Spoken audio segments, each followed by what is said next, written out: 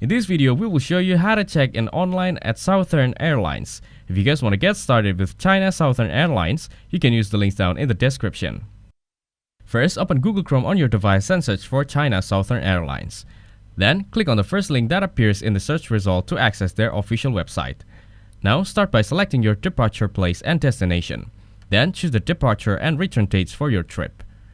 Click on the search button to view the available flights option.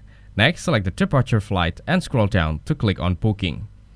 After that, select the return flight and click on Booking again.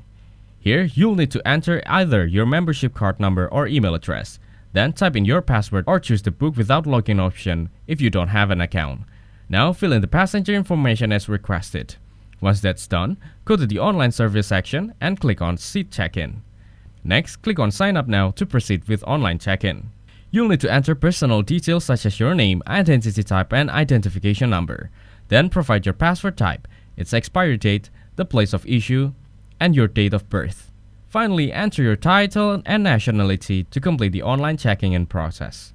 So that's how to check in online Southern Airlines. Make sure to use the links down in the description to get started with the China Southern Airlines.